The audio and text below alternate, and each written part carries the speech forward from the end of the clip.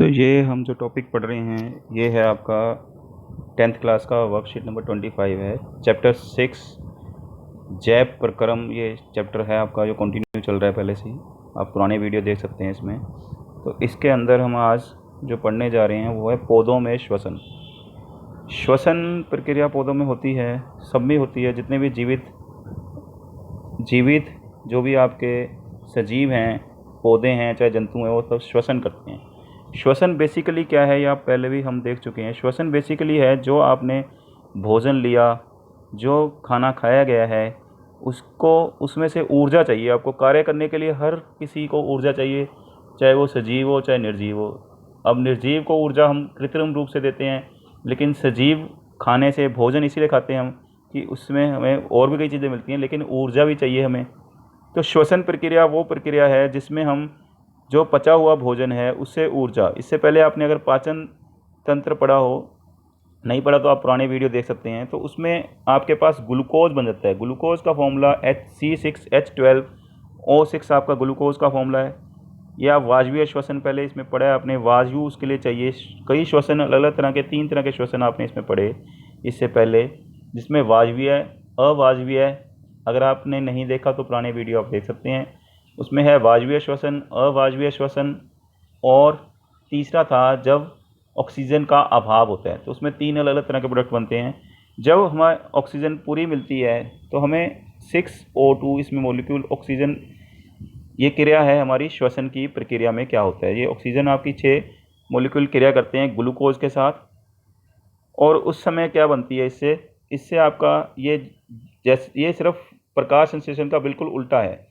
तो इसमें आपकी जो प्रकाश संश्लेषण द्वारा पौधों ने जैसे भोजन बनाया था, उसको फिर उसका द्वारा विघटन होता है और साथ में उसमें ऊर्जा बनती है। जो ऊर्जा सूर्य से पौधों ने स्टोर की थी, अपने अंदर जमा की थी। ये आपने अगर इससे पहले फोटोसिंथेसिस वाला अगर प्रकाश संश्लेषण आप पहले ही पढ़ते आ रहे हो, उसमें पढ़ा हो, तो प्रकाश संश्लेषण में प्रक्रिया होती है कार्बन डाइऑक्साइड प्लस वाटर। किसकी उसमें प्रेजेंस में, यहाँ आपके पास साथ में आएगी प्रेजेंस किसकी होगी उसमें, साथ में उसमें सूर्य का प्रकाश चाहिए जो ऊर्जा देगा इस क्रिया करने के लिए, सूर्य का प्रकाश। और साथ में इसमें क्लोरोफिल चाहिए, ये आपने पढ़ा होगा। तो बेसिकली आपको मैं अगर समझाऊं इसमें, तो 2 तरह की क्रिया हैं। एक है प्रकाश संश्लेषण जो सिर्फ पौधों में होती है। क्यों सिर्फ पौधों में होती है? क्योंकि पौधों में हरे रंग का एक केमिकल पाया जाता है, हरे रंग का एक पिगमेंट पाया जाता है जिसका नाम है क्लोरोफिल। तो पौधों में भी मेनली वो पत्तों में होती है प्रकाश संश्लेषण की प्रक्रिया। और उस क्लोरोफिल का काम है वो सनलाइट को स्टोर कर सकता है, जमा कर सकता है। सूरज की रोशनी में वो उससे पौधे भोजन बना सकते हैं साधारण सब्सटेंसों से। तो अगर आपको प्रकाश संश्लेषण की प्रक्रिया की रिएक्शन लिखनी हो, आपने इससे पहले भी फर्स्ट चैप्टर में भी करी होगी या इससे पहले कभी भी पढ़ी होगी। प्रकाश संश्लेषण आपने सुना है सिर्फ पौधों में होता है, प्रकाश संश्लेषण। तो ये सिर्फ पौधों में होता है, वो भी मेनली हरे पत्तों में होता है, क्योंकि उनके अंदर एक सब्सटेंस है, एक पिगमेंट है जो आप कोशिका वाले में पढ़ते आ रहे हो पहले चैप्टर्स में, क्लोरोफिल। उसका नाम क्या है? क्लोरोफिल। वो क्लोरोफिल हरे रंग का जो होता है, उसी के कारण ये क्रिया होती है। और साथ में उसमें चाहिए सूर्य का प्रकाश। अगर आप प्रकाश संश्लेषण को डिटेल में पढ़ना चाह रहे हैं तो आप मेरा पुराना वीडियो देख सकते हैं जिसमें प्रकाश संश्लेषण इससे पहले के देख सकते हैं, के बारे में डिटेल में बताया गया है। 2 चीज़ें चाहिए, सूर्य का प्रकाश, प्रकाश संश्लेषण के लिए। प्रकाश मतलब रोशनी, सूरज की रोशनी बनाते हैं वो खाना। संश्लेषण मतलब बनाना, किसी चीज़ को बनाने को संश्लेषण बोलते हैं। तो यहाँ पौधे अपना भोजन बनाते हैं कार्बन डाइऑक्साइड और पानी की सहायता से, सूर्य के प्रकाश और क्लोरोफिल की प्रेजेंस में, उनकी उपस्थिति में। तो ये ऊर्जा, सूर्य की ऊर्जा को ये अपने अंदर स्टोर कर देते हैं। उसी ऊर्जा को जब हम श्वसन करते हैं, श्वसन द्वारा उसी ऊर्जा का इस्तेमाल करते हैं। पौधे भी अपने लिए इस्तेमाल करते हैं ऊर्जा का, और हम भी, जो भी जीव जंतु जितने जीवित हैं, उसी ऊर्जा को जब हम पौधों को खाते हैं और उनका खाना जब हम पचा लेते हैं, पाचन कर लेते हैं उस खाने का, तो वो ग्लूकोज जो बनता है उससे। सबसे पहले आप देखें प्रकाश संश्लेषण की अगर रिएक्शन मैं द्वारा इसमें लिख के दिखाऊँ तो आपको बनेगी वो कार्बन डाइऑक्साइड प्लस वाटर, इन दोनों से। और साथ में यहाँ हम एरो के ऊपर वो चीज़ें लिखते हैं जो इसके लिए चाहिए। इस क्रिया में जो चाहिए क्लोरोफिल। क्लोरोफिल ग्रीन कलर का हरे रंग का पिगमेंट है। क्लोरोफिल और सूर्य का प्रकाश, ये सूर्य का प्रकाश, जैसे आपने खाना बनाना है तो आपको कोई ऊर्जा चाहिए गर्म करने के लिए, सब चीज़ों के लिए, ऐसी यहाँ खाना बना रहे हैं, भोजन बना रहे हैं पौधे, इन दोनों की सहायता से, तो उनको सूर्य का प्रकाश चाहिए ऊर्जा के स्रोत के रूप में, और इस प्रकाश को सिर्फ क्लोरोफिल ही स्टोर कर सकते हैं इसके अंदर। तो यहाँ बनता है पौधों में C6H12O6 प्लस इसमें एक और चीज़ बनती है, 6 मॉलिक्यूल बनते हैं ऑक्सीजन के साथ में। क्या बनती है? ऑक्सीजन। यहाँ आप बैलेंस कर सकते हैं इसको 6 करके। ये आपकी प्रकाश संश्लेषण है। जब यहाँ पे ऑक्सीजन बनती है, पौधे, ये भी ध्यान रखें आप, पौधों में दोनों चीज़ें होती हैं। अभी आपको ये वर्कशीट के बारे में हम बताएं, समझाएं अगर इसमें, तो अब पहले हम वर्कशीट पे ध्यान देते हैं इस टॉपिक पे, फिर मैं इनको डिटेल में और समझाऊंगा कि क्या क्या इसमें होता है। तो आप ये मत सोचिए कि पौधे सिर्फ प्रकाश संश्लेषण करते हैं, पौधों में दोनों चीज़ें होती हैं। इसको हम बड़े कर लेते हैं थोड़ा, वर्कशीट को, जो लिखा हुआ है उसको आप ध्यान से देखें, जो मैं आपको समझाने जा रहा हूँ अभी, और डिटेल में भी समझाएंगे। पौधे का प्रत्येक भाग श्वसन करता है। श्वसन क्या होता है? प्रकाश संश्लेषण नहीं, यह है श्वसन। प्रकाश संश्लेषण करने के लिए तो आपको हरे वो चाहिए, ग्रीन कलर का पिगमेंट क्लोरोफिल चाहिए, जो मेनली कहाँ होता है? प्रकाश संश्लेषण होता है पत्तों में। पत्ते करते हैं प्रकाश संश्लेषण, जो भोजन बनाते हैं, पत्ते बनाते हैं भोजन पौधों में, लेकिन क्योंकि उनमें हरे रंग का क्लोरोफिल होता है, वही सूर्य के प्रकाश से ऊर्जा लेके भोजन बना सकता है पौधों के लिए। लेकिन श्वसन हर एक हिस्से में होता है, क्योंकि ऊर्जा हर एक हिस्से को चाहिए। जीवित रहने के लिए ऊर्जा हर हिस्से को चाहिए। वो श्वसन वो प्रक्रिया है जिससे उसको ऊर्जा मिलेगी। उस भोजन को, जो भोजन उन्होंने बनाया, उससे ऊर्जा चाहिए, तो उनको श्वसन करना पड़ेगा। मनुष्य तो करते ही करते हैं, लेकिन पौधे भी करते हैं। परंतु मुख्य श्वसन अंग कौन सा है इसका? पत्ती। और श्वसन में क्या होगा? श्वसन में, क्योंकि आपको चाहिए, श्वसन के लिए क्या चाहिए? अगर हमने उल्टा चले, उससे फोटोसिंथेसिस में बनता है ये ग्लूकोज, जो हमने फिर उसको पाचन कर लिया, मनुष्य में पाचन कर लिया, पौधों में वैसे ही बन गया है वो, तो तब चाहिए इनको ऑक्सीजन। और ऑक्सीजन ही उसी की उल्टी प्रक्रिया है। वहाँ हम ऊर्जा सूर्य से आ रही थी, यहाँ पे ऊर्जा बनेगी। ये ऊर्जा पौधों को भी चाहिए अपने कार्य करने के लिए। पौधों को भी बहुत सारे कार्य करने हैं, तो पौधों को भी के अंदर भी श्वसन होता है। अगर पौधों में श्वसन होता है तो पौधे फिर कार्बन डाइऑक्साइड तो नहीं देते, वो हम सुनते हैं कि पौधे ऑक्सीजन देते हैं। ऑक्सीजन तो वो इस्तेमाल कर रहे हैं श्वसन में। इसका बेसिकली रीज़न है, अभी आपको समझाते हैं, बहुत ही इजी रीज़न है इसका। आप ये ना सोचें कि पौधे श्वसन नहीं करते या पौधों को ऑक्सीजन नहीं चाहिए। पौधों को भी ऑक्सीजन चाहिए, पर जब हम दिन में देखते हैं, दिन में ये जो आपको लिखा हुआ है, बहुत ही ध्यान से इसको देखें कि पौधे भी श्वसन करते हैं, उनको भी ऑक्सीजन चाहिए ऊर्जा के लिए।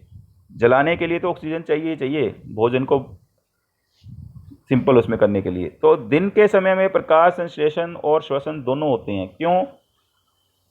श्वसन सारा दिन चलता है, दिन को भी रात को भी, सारी जब तक वो जिंदा रहेंगे श्वसन चलेगा, क्योंकि ऊर्जा चाहिए। बिना ऊर्जा के आप जीवित नहीं रह सकते।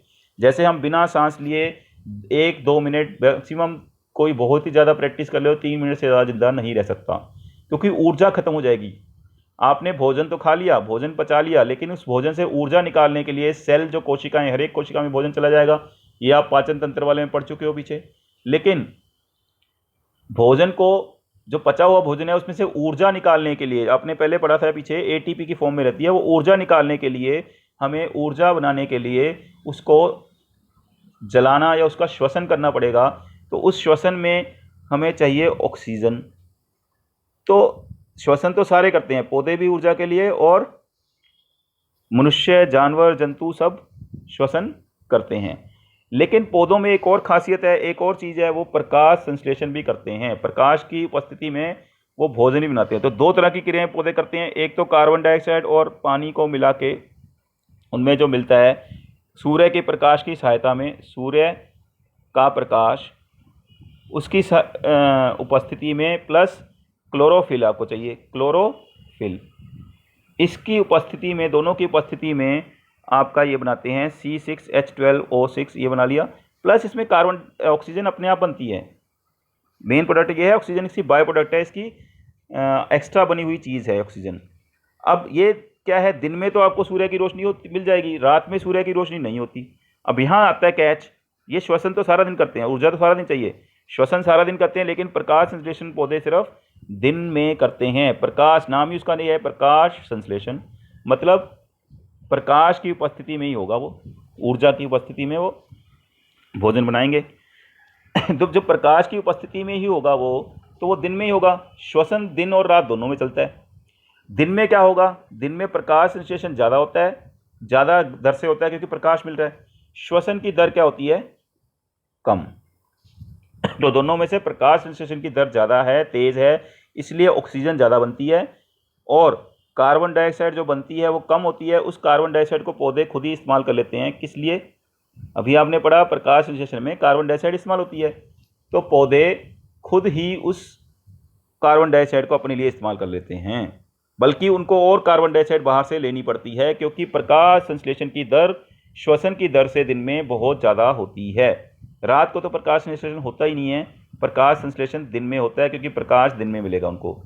अब क्या हुआ, दिन में कार्बन डाइऑक्साइड जो उन्होंने खुद बनाई श्वसन द्वारा, वो तो उन्होंने अपने लिए इस्तेमाल कर ली, प्लस उन्होंने हवा से भी कार्बन डाइऑक्साइड लेनी है।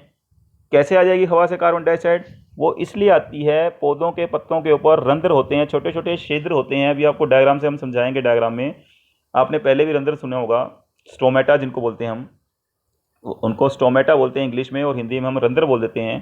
तो स्टोमेटा जो होते हैं उनके थ्रू पौधे की कोशिकाओं में कार्बन डाइऑक्साइड और ऑक्सीजन का आदान प्रदान होता रहता है, क्योंकि पौधों को कार्बन डाइऑक्साइड चाहिए उस समय दिन में, उनको प्रकाश संश्लेषण करना है जिसकी दर ज़्यादा है, और जो श्वसन है उसमें बनी हुई कार्बन डाइऑक्साइड तो वो इस्तेमाल कर ही लेते हैं, लेकिन उनको और कार्बन डाइऑक्साइड चाहिए, और कार्बन डाइऑक्साइड के लिए उनको क्या करना है, और ज़्यादा उनको कार्बन डाइऑक्साइड हवा से लेनी पड़ती है दिन में।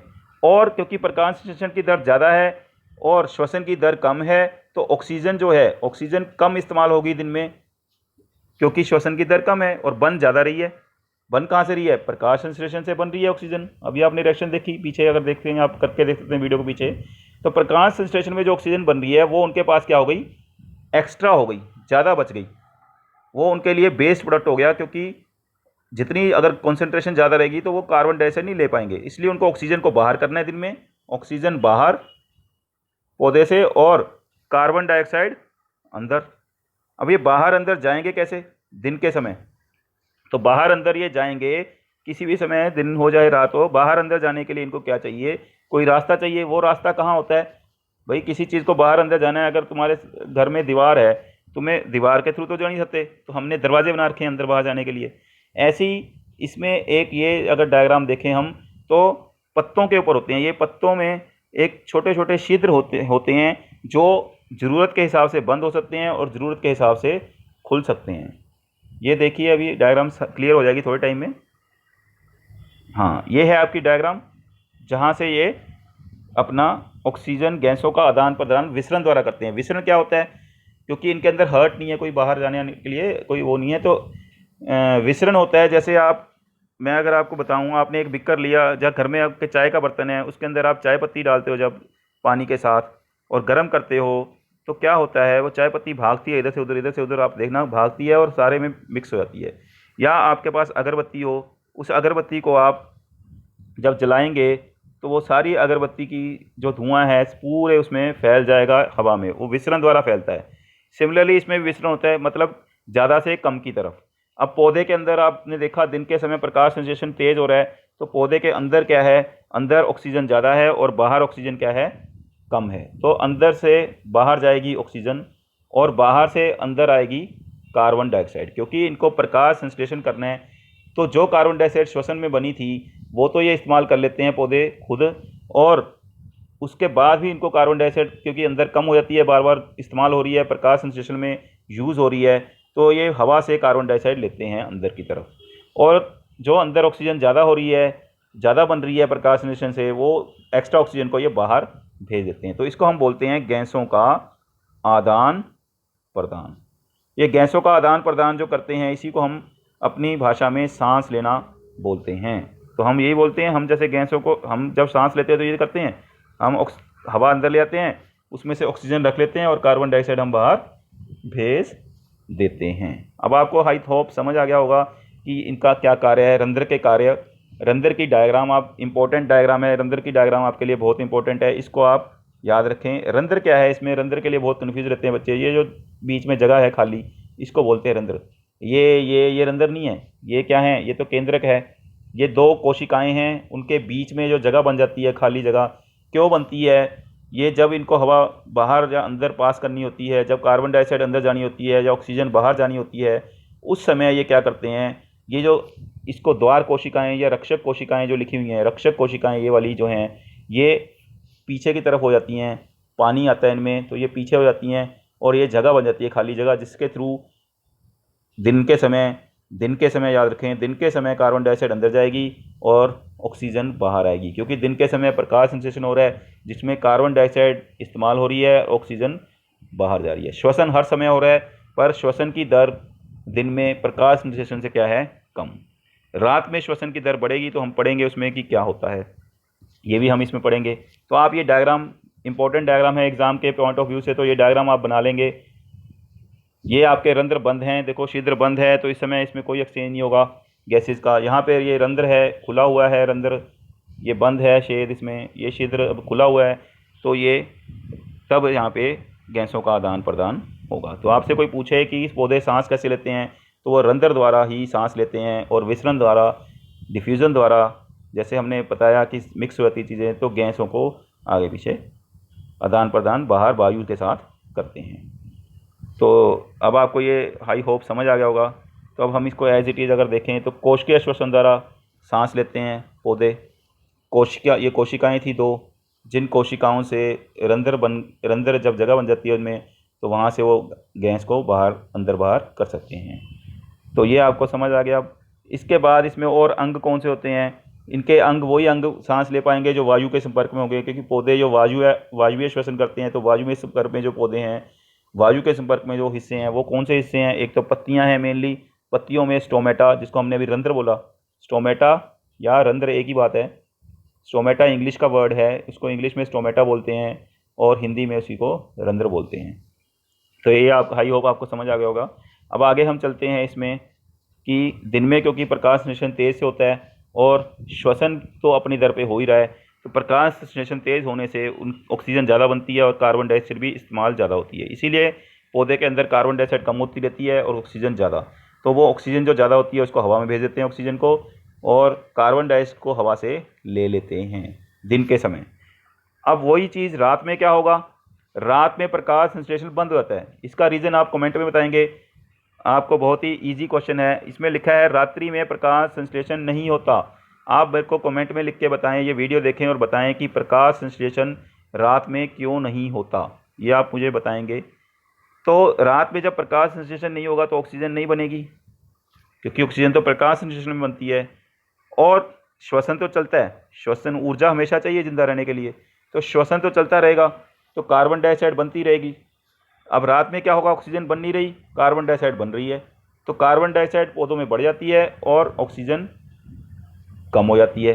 अब रात को क्या होगा, फिर पौधे कार्बन डाइऑक्साइड ले लेंगे रंध्र के द्वारा और कार्बन डाइऑक्साइड बाहर भेजेंगे, क्योंकि कार्बन डाइऑक्साइड ज़्यादा बन रही है, और ऑक्सीजन उनको चाहिए। क्यों चाहिए, क्योंकि श्वसन तो चल रहा है और उनके अंदर ऑक्सीजन बन नहीं रही, तब ऑक्सीजन उनको कहाँ से लेनी पड़ेगी, वायु से।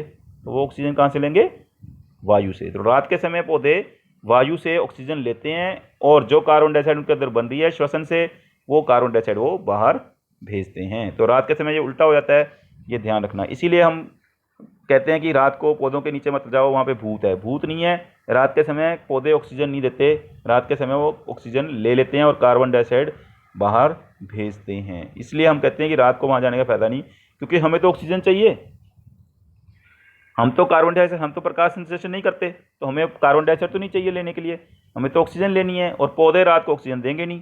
इसीलिए कहते हैं कि मॉर्निंग वॉक करो, दिन में घूमो, दिन में गार्डन में जाओ, क्योंकि पौधे ऑक्सीजन दे रहे हैं और वो ऑक्सीजन हमें चाहिए। जितनी ज़्यादा ऑक्सीजन होगी उतना अच्छा हमारा जो भोजन से ऊर्जा हम निकाल पाएंगे।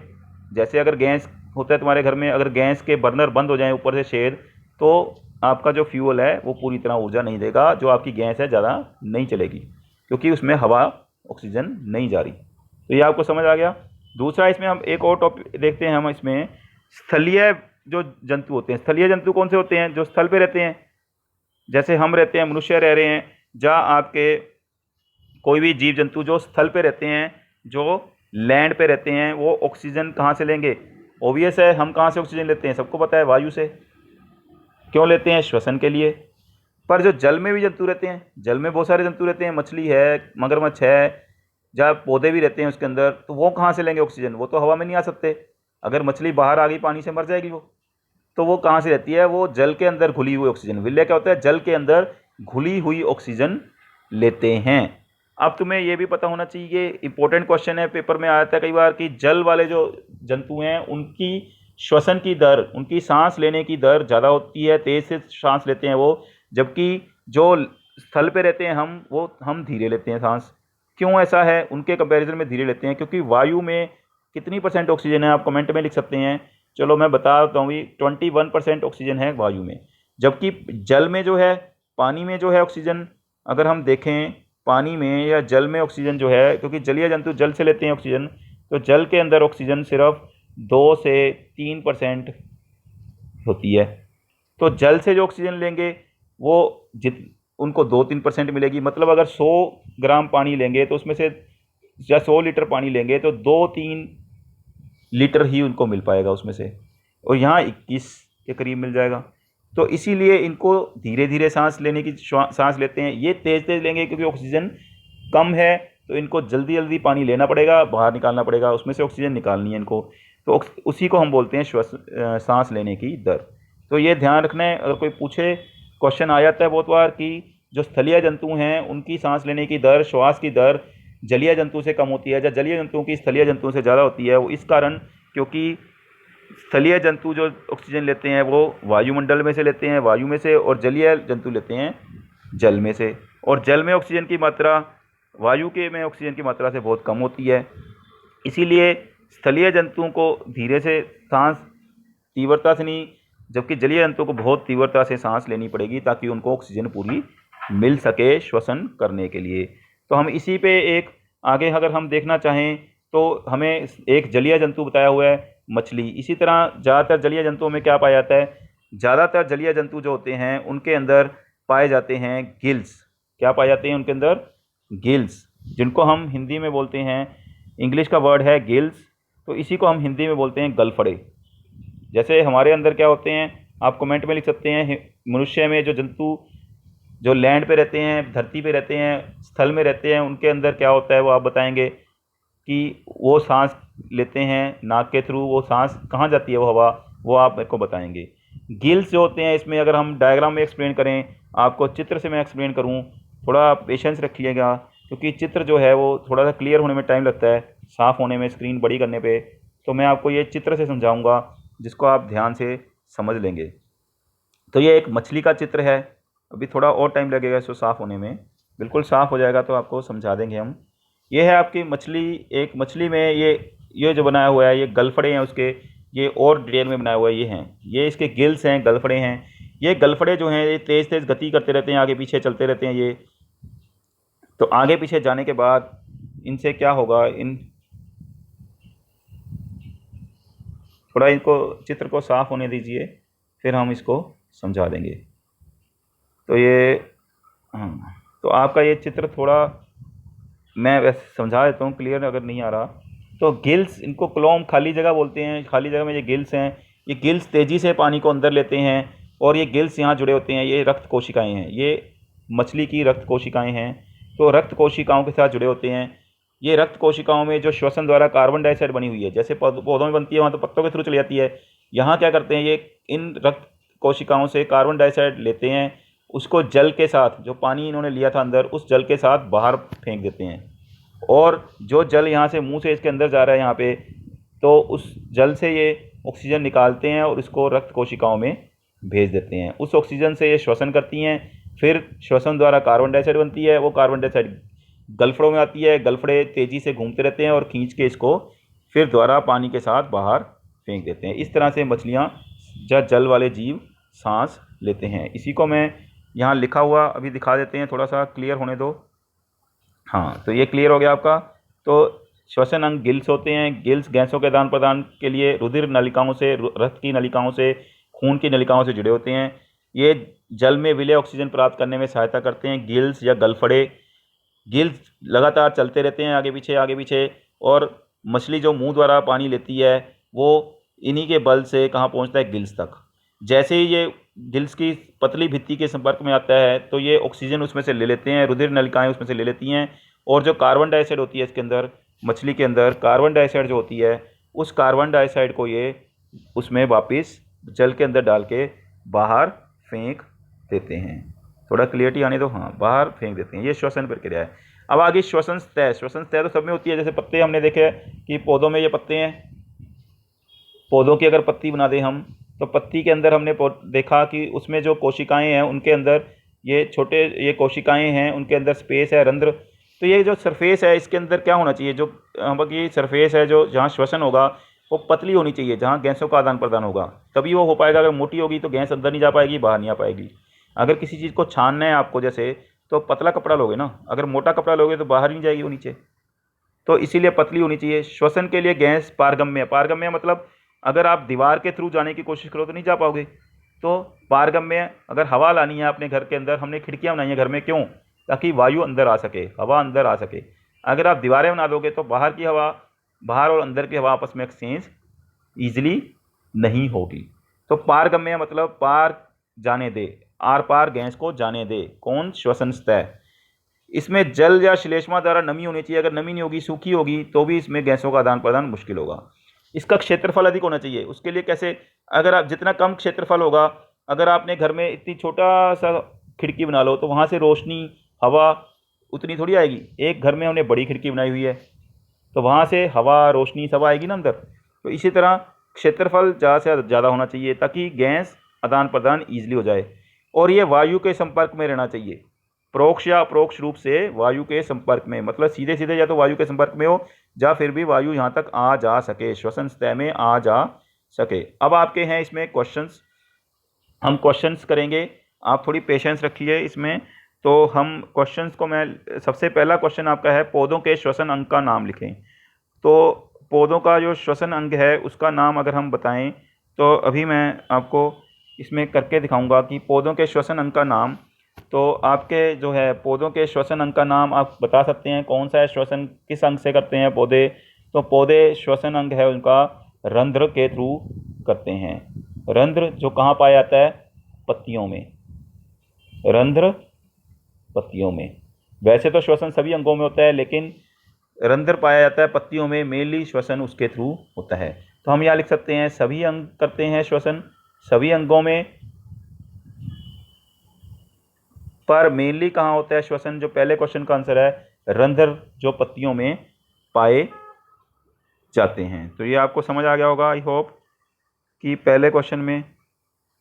दूसरा फिर इसी क्वेश्चन में है कि वह अंग जो गैसों के आदान प्रदान में सहायक है उसका चित्र बनाएं। तो आपको पता है वो अंग कौन सा है? रंध्र है।